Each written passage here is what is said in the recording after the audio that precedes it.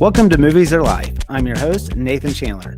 Today we are entering a world of pain and drinking White Russians in honor of the Big Lebowski, which is celebrating its 25th anniversary. The cult classic film from Joel and Ethan Coen will return to the big screen for a limited time only on April 16th and April 20th, so it was a perfect time to celebrate this 90s comedy. I'd like to welcome in first-time guest and avid bowler, Matt Jankowski. So welcome to the show, Matt. And I just assumed you were a great bowler. I don't know if I was right or not on that. You know, I enjoy it. We do a annual one year or one time a year we go bowling. Okay. Basically, it's a annual Thanksgiving tradition. It's you go and you bowl off the turkey, and we even have a trophy that is passed around that goes from house to house, winner to winner each year. And it started off as a chicken somebody had, and my sister-in-law mounted it to a trophy bottom and got a nameplate for it and everything. So that's amazing. I enjoy bowling, but I would not say I am an avid bowler. It's like the Geller Cup and Friends. I don't know if you're familiar with that or not. Right. That's an awesome tradition. I'm jealous. Right. Yeah. It kind of like the dude. I mean, you never actually see him bowl. So. Right. I know. I really honed in on that during this rewatch. I was like, oh, that's interesting. But so I've gotten to know Matt over the past couple of years. We both attend the same church and live in Norman. And I think we both enjoy pickleball, even though we've never played against each other or with each other. But we'll have to remedy that sometime soon. But I reached out to Matt about reviewing this film because it was your actual social media post that spurred it. You made a post about this coming out in theaters, and I was a little not shocked is the wrong word, but when I realized it's the 25th anniversary, I thought this was an excellent time to cover this film because it had been a while since I had seen it. And also, I love all things Coen Brothers. I've seen all their films. I'm pretty sure I own all their films. And so, but before we dive into my passion for their works, so just a quick overview of this film. The Big Lebowski is a 1998 crime comedy film written, produced, and directed by Joel and Ethan Coen. It stars Jeff Bridges as Jeffrey the Dude Lebowski, a Los Angeles slacker. I think that's putting it nicely, but an avid bowler. He is assaulted as a result of a mistaken identity, then learns that a millionaire also named Jeffrey Lebowski was the intended victim. The millionaire Lebowski's trophy wife is kidnapped, and millionaire Lebowski commissions the dude to deliver the ransom to secure her release. The plan goes awry when the dude's friend, Walter Schoback, played by John Goodman, schemes to keep the ransom money for the dude and himself. Sam Elliott, Julianne Moore, Steve Buscemi, John Turturro, Philip Seymour Hoffman, and Tara Reid also appear in supporting roles. An amazing cast here. The Big Lebowski received mixed reviews at the time of its release, but over time, the reviews became largely positive, and the film has become a cult favorite, noted for its eccentric characters, comedic dream sequences, idiosyncratic dialogue, and eclectic soundtrack. In 2014, the film was selected for preservation in the United States National Film Registry by the Library of Congress. A spinoff titled The Jesus Rolls was released in 2020. Did you know that? I have seen it. I have not yet watched it. Yeah. But John Turturro reprises his role as the Jesus and served as the writer and director. But I looked, it didn't garner very favorable reviews. I don't think it took off like this movie did. So before I go into why I love this film, what's your personal relationship with this movie? I had a mixed start to the movie. I never saw it in theaters. I don't think I saw it until a friend in law school invited me over when he found out that I hadn't seen it. And that was 2005, I believe. And sat down, watched it with him, and I was like, Tom, why? I don't get it. First watch was, it was entertaining, but nothing really stood out to me. But over the years, I've just come back to it and watched it time and time again. And it's like you pick up something new every time. Since then, I've kind of tried to become more dude-like in my own life. I like the philosophy. Just kind of go with flow, and if it doesn't work out at the end, you just do what your own thing. Right. Like Yeah. grab a rug, walk out the door. Yeah, I know this was definitely not something I saw when it was originally in theaters. And as I've been doing this podcast, I've realized more and more. I just keep referencing.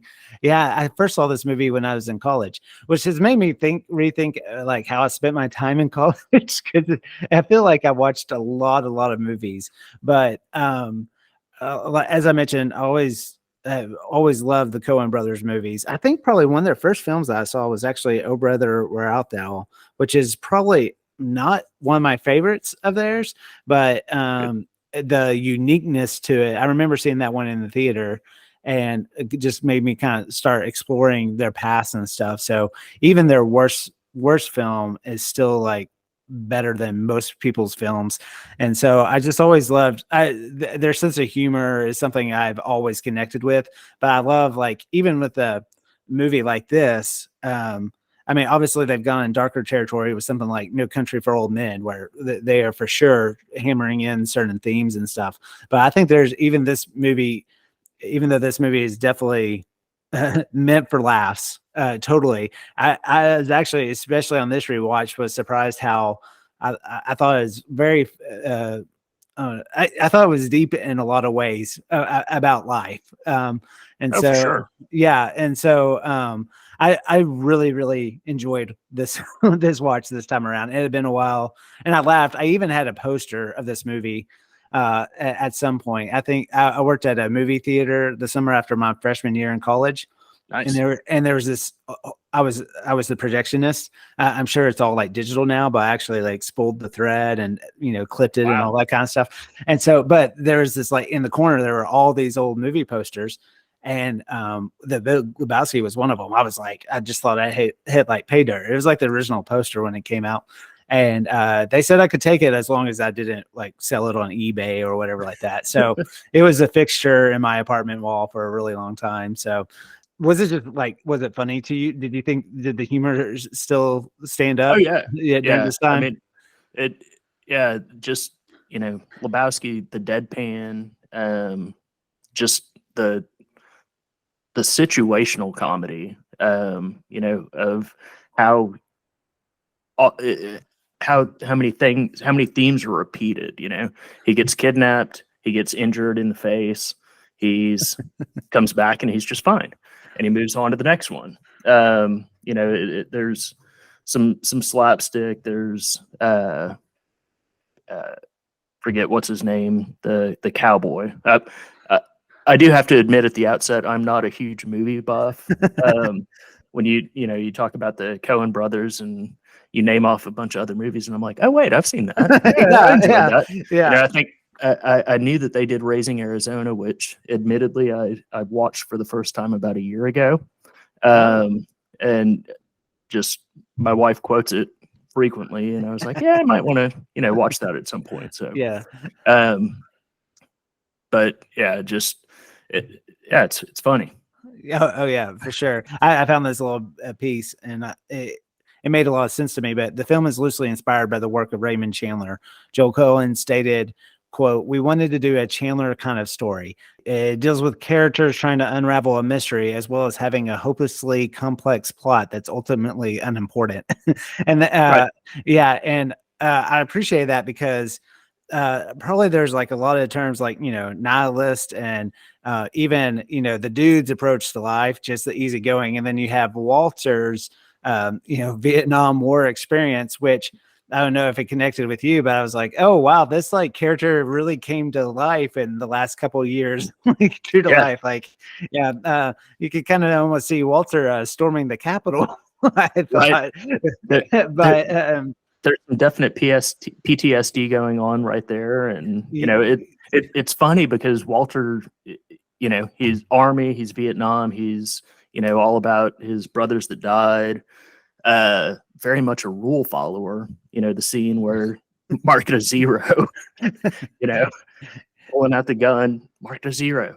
But at the end of the day, and following the Shomer Shabbos, can't work, can't do anything. Yeah. But then he's all about breaking rules when it suits him. Yes. Yeah. Yeah. And that's what I connected with. And then seeing the quote about it being based, kind of loosely based on Raymond Chandler's works, I really connected to that because in life, and I do think it's important, you hold on to these deep beliefs of however, the core of who you are and how you go through life. And so all these characters, as you mentioned, as loose or not loose as their rules may be, that is the code that they follow. But what I like is that there's the story where things happen that none of the characters in this movie ever have control of the situation.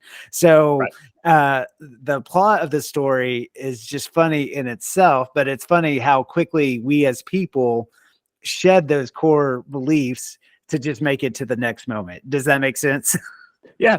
I mean, and you have people from all different walks of life that the dude doesn't fit into kind of any social structure. You've got the nihilist, you've got the I'm going to say Mr. Lebowski is kind of your wealthy, well-to-do Republican capitalist, and then you've got your military guy and Walter. You've got Maud, the far out liberal hippie art lady, and he kind of intersects well with any of them, but at the end of the day doesn't fit into any of those roles. Right. Yeah. And I think the irony that the character that truly gets it the worst at the end is Donnie, right, who, is, for, lack of better terms, is told to be quiet.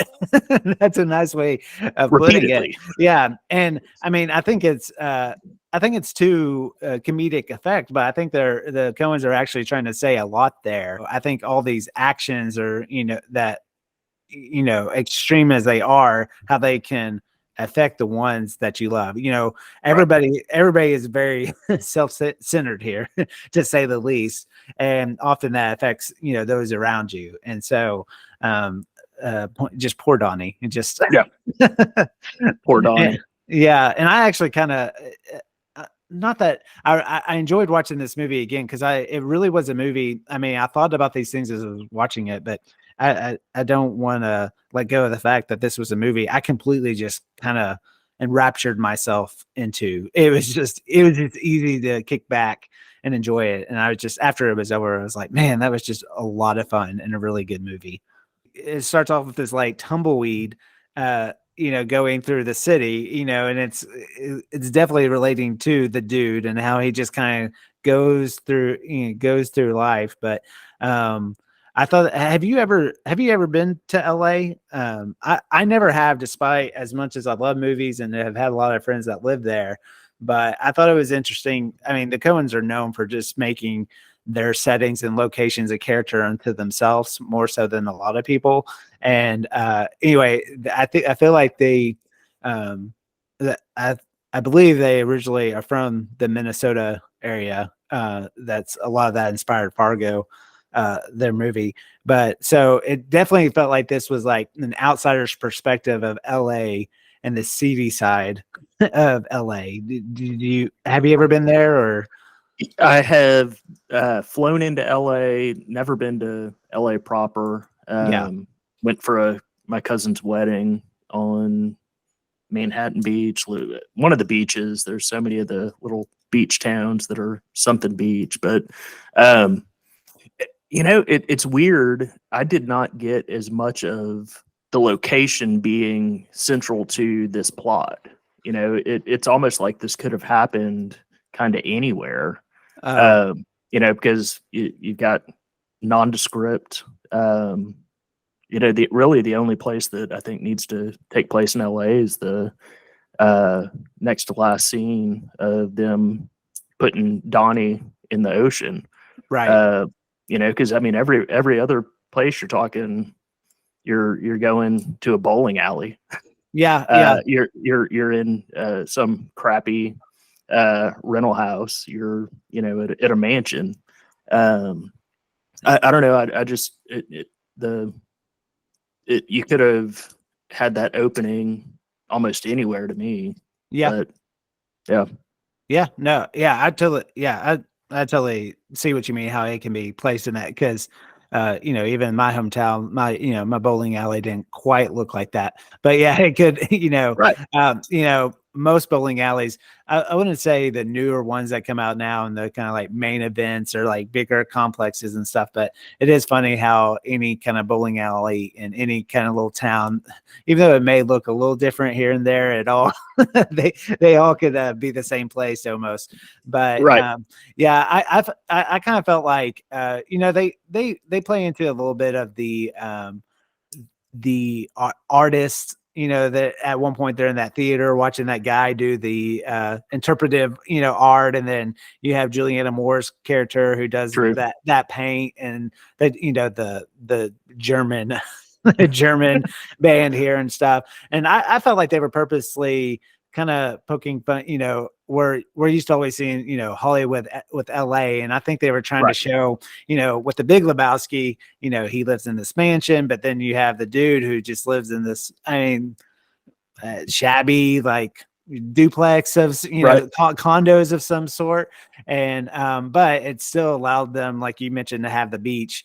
It still has these, different pockets and stuff like that. But right. I don't know. To me, it almost feels like LA, and I feel like New York some way. You could be like the dude and have this like lifestyle and somehow still exist in this world. But I think it also maybe ties back to like, movies like Chinatown, these kind of crime elements. I think that's probably why they set this crime story there. There's been a lot of movies and stories Right. like this that kind of had always kind of been set in California, and it might have been maybe a little nod to And to those tales. I guess to get into you've got to have for Jackie Treehorn the Yeah, smut yeah, uh, yeah. to be able to make those films out there, and I guess that was pretty central. Yeah. So I just want to know that Whitney didn't watch this movie with me, but the little part she saw of it, and the dude is just hanging out. She just know that I bet he really stinks, and she just really wanted me to note that on this podcast that she had that thought. So you know, I have to. I have a feeling that he's like any decent hippie. He's not necessarily going to stink. He might smell like some patchouli.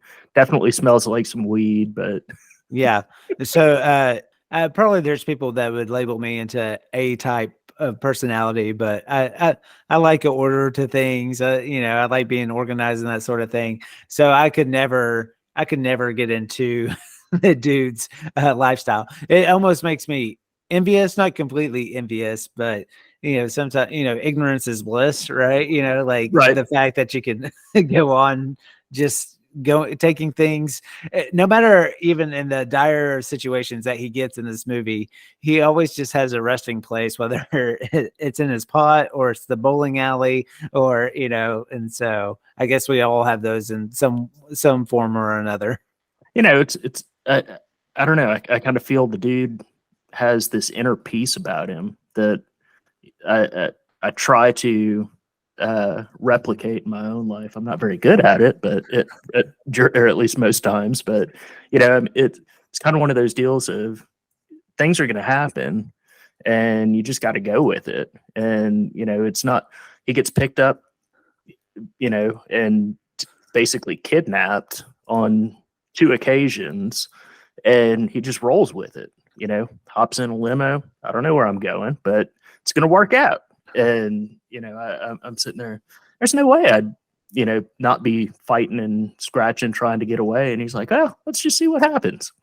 Yeah, it's kind of nice though, I guess, if you don't have anything else tied to your tied to your name. True. Yeah, Yeah. I mean, he didn't have kids that he had to worry about making right. sure he got home for. If he's out for 2 days, whatever. Yeah. No dogs to feed. Yeah.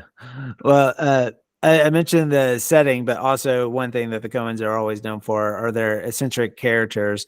And not only what I've always loved, not just the lead characters, but you can tell that everybody, no matter how big or small the supporting role is, they just get these. You mentioned the scene earlier, but like Smokey, the guy who supposedly crosses the line or whatever. I mean, Right. he just has this unique look to him, and even when you have an outlandish character like the Jesus played by John Turturro, even his little buddy that's with him, who's kind Yeah. of portly and he has a like mustache. I that's what I've always loved about their movies. Was there any of those type of characters that you kind of stood out to you? I mean, yeah, like you said, all of those are great. Marty, the landlord, he's awesome. He shows up in his 1990s gym class teacher shorts hiked up to his waist, and tells him about his dance that he has coming up, and then just kind of, you can tell he's a shy, not really outreaching type of guy, and hey, dude, it's the 10th. No, Yeah. man, rent, you kind of have to pay to live here. Yeah, I just always love. They obviously have had Hollywood stars, but they very much I think their worlds become so lifelike because we get so used to. I don't know why this show's coming to mind, but like Grey's Anatomy, right? Like point me to the hospital where everybody looks like that, right? Right. But that's just what we get accustomed to in our entertainment. And I just love that they always seem to find like normal looking people, Yeah. and they know how to write to those faces and to those lines, and they're very much known for like their scripts are to the T. They don't do much improvising on the fly. And I was reading that like John Goodman even like reiterated like one little scene that they maybe kind of played with, but like every dude in this film is like it's scripted. Like there's not Really? one, yeah, there's not one out of place. And so anyway, they get into the heads, and I just like it because it's like no small role, like the landlord that you mentioned. It plays to the scene. It's not there Right. just to exist, but we learn a whole lot about the dude's situation just through that one character asking for rent. Right. And the characters, it's like I said, I don't bowl a whole lot, but we actually know the owners of Sooner Bowl here in town. And so I follow their social media and, see pictures of the league that they post. They could be characters in the Big Lebowski. I mean, it's, I could expect to walk in there and see people that look like Smokey and Donnie, rolling a couple frames. Oh yeah, I actually have written down here. The dude says, "Man, hey man," 147 times in the movie, nearly 1.5 times a minute. Wow. So yeah, quite a bit. Also, another word that's quite used quite a lot is the F bomb. That's what's your guess of how many times it was used? If man was 140, I'm thinking it's got to be at least half that. It's actually the F word is used some kind of variation 292 times. Oh wow, double. Yeah. So I got very like, Whitney doesn't mind watching like an R movie with me, but like a movie like this that really leans into that, or something like Goodfellas or something like that, I become very. I don't know if it's the youth ministry child in me or whatever. I start getting really sensitive to how many times it's used, but yeah. That's growing up, grew up in a fundamentalist church, and we did not cuss. It was definitely a no. You don't even do the dang. It's you go for something else. But so I relate to Sam Elliott.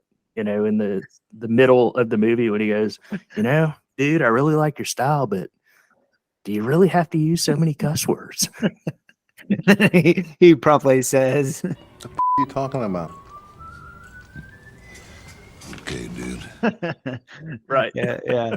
So I don't think you can just discount the great quotes in it. And another thing, the Coens are just masterful in their script writing because, a line like the rug really tied the room together. It comes up, I think about like 5 times in this movie, Right. but to have the confidence that line is funny and that it can be used as a narrative thread throughout this whole plot, I think is amazing. Right. And there's you just thinking back, there's just so many great one-liners like, well, at least I'm housebroken. to start the movie off. Yeah. And I love how Lebowski, he hears things and then he uses them in turn in everyday conversation. He sees Bush on the TV earlier on in the movie, and then later he says, "This aggression will not stand." So, right. yeah. And when he first meets Maud, and she's talking about the female anatomy, and he repeats it, multiple times after she says each one, it gets repeated by him, about 10 or 15 seconds later. Yeah, he's a very impressionable man. Right. So, as much as he goes with the flow of things, he doesn't like to think for himself too much. Right. Movie musings. This movie kind of has imagery of Saddam Hussein, and Right. it evokes a lot of things. What's a memorable event in your life that you distinctly remember from the 90s? Well, I mean, I do remember when that war started and watching it, watching the first airstrikes live on CNN and just being like, wow, man, this is happening.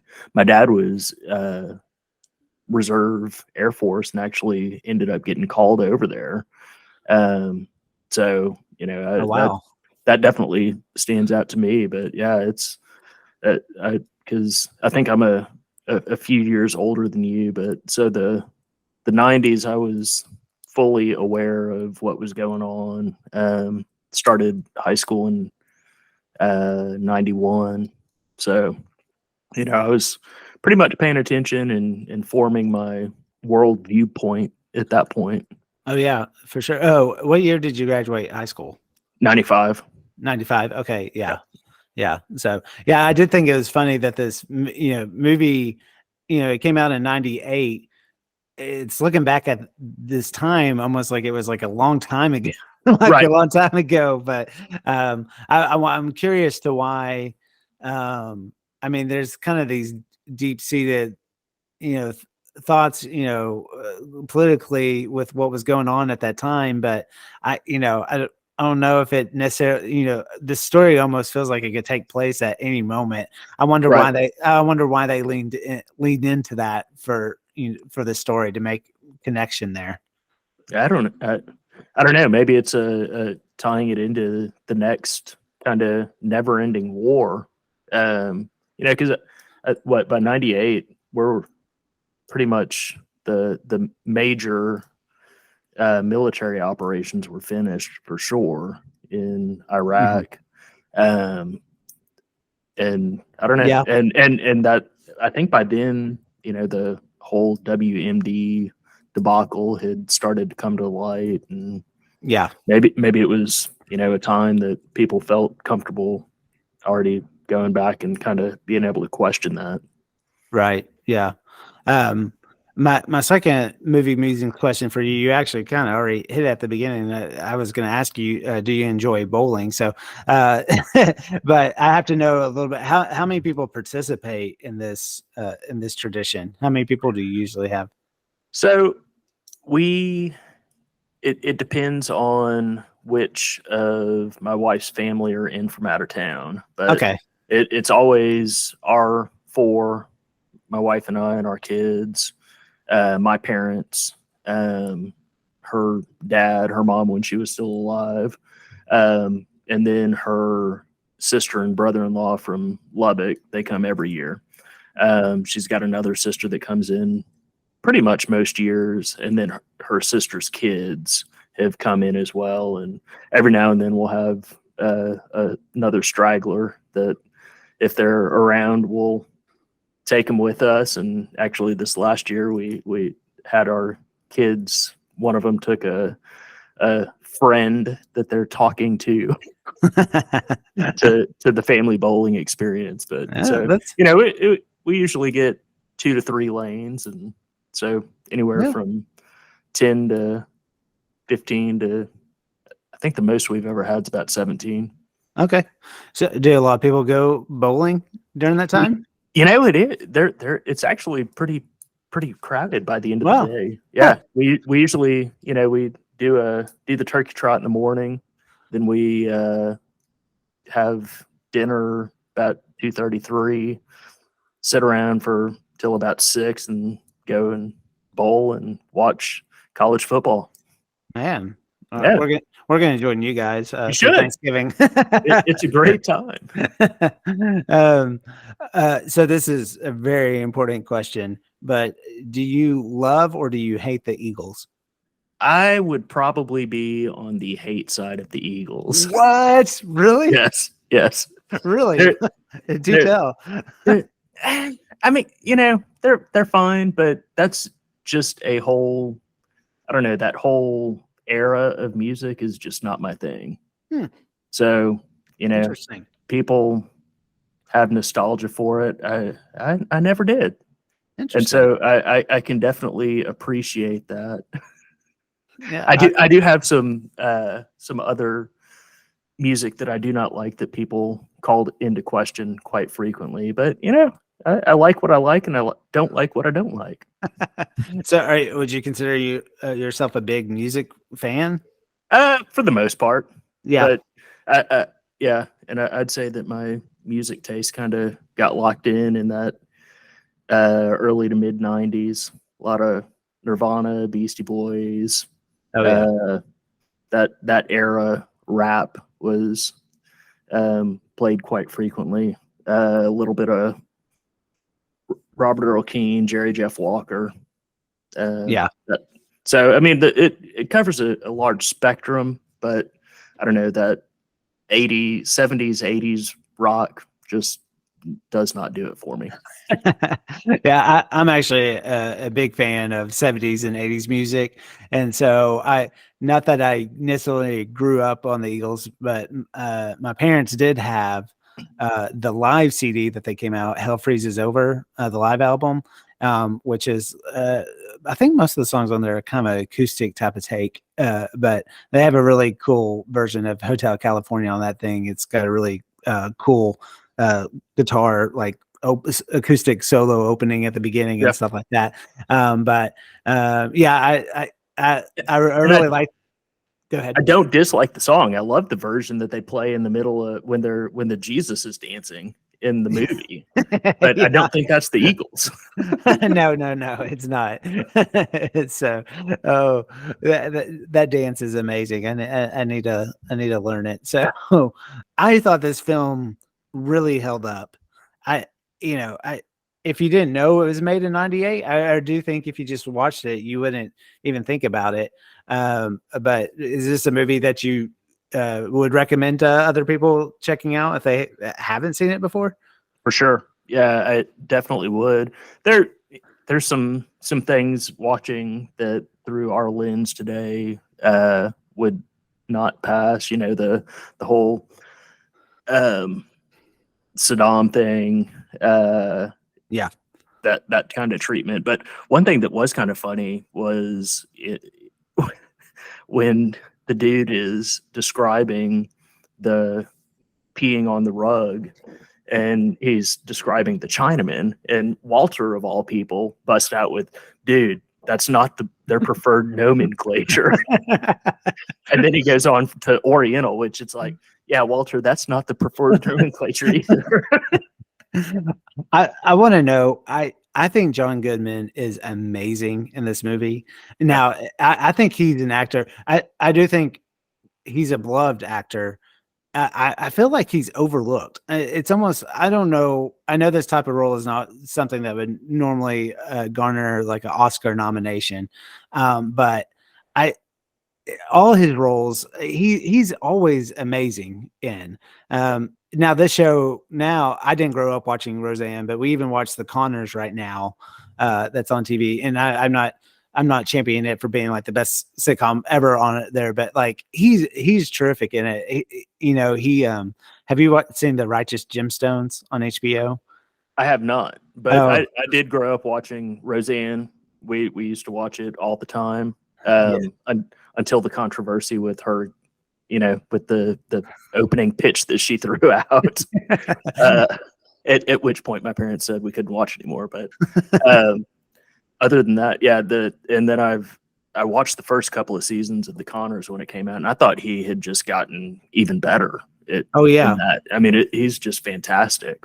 he is. Yeah, I mean, he's Sully, from Monsters Inc. I Right. mean, yeah, but man, I just feel like when he passes away, that like I think people will be surprised by how much he has brought to the movie world. And he obviously used to headline, I think, some more movies like in the early '90s and stuff, kind of based off of that Roseanne fame. But have you seen Bart and Fink by the Coen brothers? I think I have. Yeah.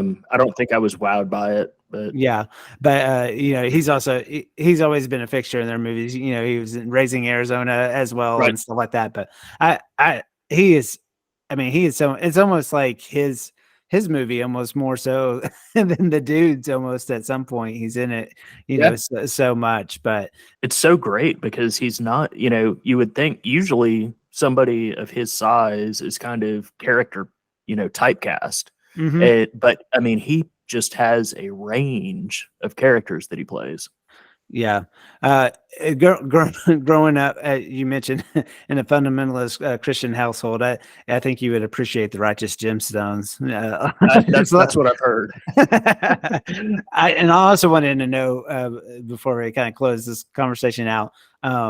Another thing I love about the Coen brothers is their camera work and the cinematography, and in particular what they do with these bowling scenes is amazing. So Yeah. I was trying to read up a little bit about how they did that one shot with the looks like the camera's inside the bowling ball. Yeah. But even though like the dreamlike scenes that happen, some of those are definitely odes to different times of Hollywood film and stuff like that. Right. Even though those scenes, I will say, take me personally out of the film a little bit, but still, I think it's just they're just having a lot of fun. Recommendations. I always like to hear what other people are maybe listening to. I know it's not the Eagles, or watching or reading, or is there anything that you've been enjoying lately? I'm behind on so many shows just at the place of life I'm at right now. But one show that I did watch that's kind of tied to Lebowski is The Old Man, which yeah. is the Jeff Bridges show that was on, I think, last year. Yeah, on FX on Hulu. Yeah, right. Yeah, fantastic show. Yeah. We watched that as well. In particular, the first couple of episodes are pretty thrilling, to say the least. Right. I was a little like, it was kind of a surprise hit for FX. So I believe they're actually making a second season. When they originally made it, it was just going to be a mini series. And so I almost kind of wish it would have just stayed that personally, but yeah, it's kind of hard to see where it's going to go, but yeah, it lost. We'll find out. Yeah, I lost Whitney a little bit and the flashbacks and like the younger self and things like that. But Jeff Bridges, he's good in almost anything he does. Yeah. Another one that I think just wrapped was Atlanta. Oh yeah. It's kind of Lebowski-ish. I mean, it starts out very, very much as a show about a rapper and touring and trying to make that life, and just by season, I think it was 4, just is a completely different show with, you don't know what to expect walking in each week. So yeah, Atlanta is amazing. I'm working through the final season right now, but it's always a show I love, and how rare how rare is it to go into a TV show not knowing what to expect, but Right. also feeling comfortable and that you'll be satisfied by what you get. Right. Amazing group of actors, and they really take chances on that show, and Right. it's not for everybody, but I love it. I think that last season, especially, there were probably 2 or 3 episodes where about halfway through, I had to pause just to make sure I was still watching Atlanta because there wasn't a main character in the show. Mm-hmm. Yeah. My recommendation's a little different than other things I recommended in the past. If people know me, they know that I love the TV show Survivor. Is that a show that you watch? It is. It is. I have not been watching this season though. So Okay. no spoilers. Well, I'm not spoiling that because as Survivor, the show itself, but what I'm recommending is they came out with the official Survivor podcast this year, and it's called On Fire with Jeff Probst. And anyway, the podcast is actually really good, and it's not even, they probably hit on the actual episode that occurred. They probably talk about maybe like 2 or 3 minutes, but it's actually more of the podcast is about the show itself and like how the art department works and how they come up with the themes. And anyway, it's really fascinating. And it was a surprise. At first I was kind of like, I say this as I'm recording a podcast. Everybody has a podcast these days. So when they were like, oh, here's the Jeff Probst podcast about Survivor, I was kind of like, how good could this, is it just a vehicle, to say, hey, Survivor has a podcast now? But it's actually if you love the show, it's really insightful into, how they make it. It's really, really good. And so I think, honestly, if you're not watching this season yet, you could probably still listen to the podcast and not remember what they even talk about and then watch the season later or something like that. But anyway, it's really good. So if you're a Survivor fan, if anything, if you like reality TV, I think it's kind of a behind the scenes look of how like a show like this gets made. You like the immunity challenges, you kind of take for granted what you see on the screen, and when you hear about like how much it takes to make such things, it's pretty amazing. So I'm sure. Yeah. I mean, just setting up those courses and figuring out how long it's going to take, it's got to be a nightmare. Yeah, as he jokingly says, he's like, people always get mad at us because they're like, you built the challenge for so-and-so to win. And he's like, are you kidding? We built that challenge like 6 months ago. How were we supposed to know that, Tony would win that, challenge? Right. So, yeah. Next week, we're going to prepare for the Winter Olympics. I know we're going into summer, but we're going to jump back into the 50 best rom-coms list to discuss number 36 on the list, The Cutting Edge. Is that a movie that you've seen before? I don't think I have. Okay. Ice skating, I'm guessing. Yes, it's ice skating. Yes. It's one of Whitney's favorites. So she's going to have her triumphant return to the podcast and join me for that one. So you need that. That's not the Will Ferrell movie, is it? No, that's Blades of Glory. Yeah. So no, this it's been a little while since I've seen it. It'll be fun to watch it again. It's a PG film, so I think it's one we'll probably plan to get the girls to watch with us. I remember the best thing I can remember about it is like it's pretty campy, but it's not trying to be campy, but that's kind of what makes it good. Right. So remember to visit moviesaretelife.com for episode reviews and more. And don't forget to rate and subscribe to our podcast. That helps us discover new listeners. And remember, we're on Instagram, Facebook, and Twitter. So follow us there because we always share a lot of great content, movie reviews about other movies that we don't necessarily cover on this podcast. So, Matt, I want to thank you again for joining me and inspiring me to revisit this great film because, as I mentioned, it was just a lot of fun to watch this again. So thanks for taking the time to do this. Yeah, thanks for having me on. And just remember, there's somebody like the dude out there making sure somebody's taking it easy for the rest of us. Exactly. With that, I think the best way to close this is the dude abides. Exactly. All right. Talk to you later. Bye. Bye.